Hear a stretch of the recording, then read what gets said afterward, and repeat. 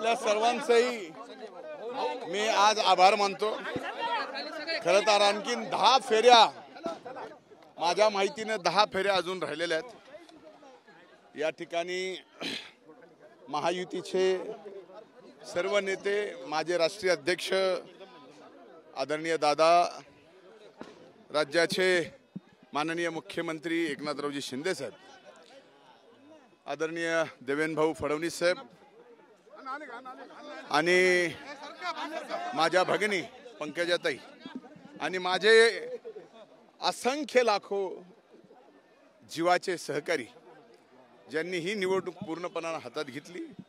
आणि ज्यावेळेस आता पहिल्या 16 फेरीचा आपण निकाल पाहतोय त्यावेळेस ही निवडणूक माझ्या जिवलग सहकार्यानेच हाती घेतली नव्हती, तर या परळी वैद्यनाथ मतदारसंघातील मायबाप जनतेनेच हाती घेतली होती।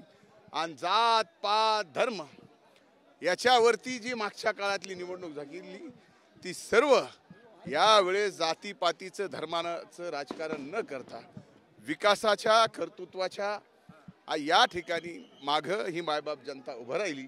मी त्या मायबाप जनतेचे कायम शेवटच्या श्वासापर्यंत ऋणात राहणार। ऐतिहासिक विजयासाठी 26व्या फेरीपर्यंत थांबावं लागेल।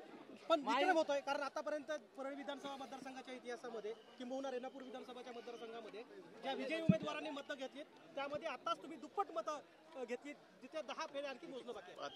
किती झाले? 16 मी हे सगळे एकंदरीत हे सगळा निकाल आतापर्यंत जे दिसतोय ते नक्कीच एक ऐतिहासिक विजयाकडे वाटचाल आहे। पण 26व्या फेऱ्यानंतर हा विजयाची वाटचाल जी आहे त्याच्यावरती शिक्कामोर्तब होणार आहे, ऐतिहासिक। मी पहिल्या दिवसापासून प्रचार जसा लागला आपल्या सगळ्याला सांगतोय की महायुती सत्तेत येणार, क्लीन स्वीप येणार, हे माझा शब्द आहे, क्लीन स्वीप येणार।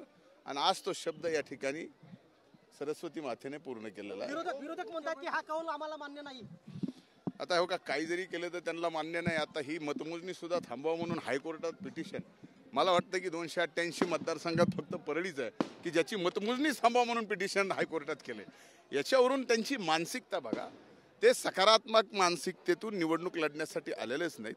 त्यांना इथल्या मायबाप जनतेचं, इथल्या मातीची सगळ्याची बदनामी करायची आहे, त्याच्यासाठी आलेले। त्यांची जागा या ठिकाणी पहिल्या 14 फेरीतच दाखवून दिलेली मायबाप जनतेने।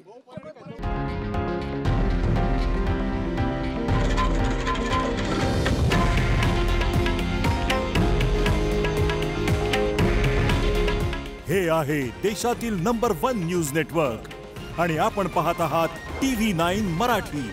काळजी तुमची, हित महाराष्ट्राचं।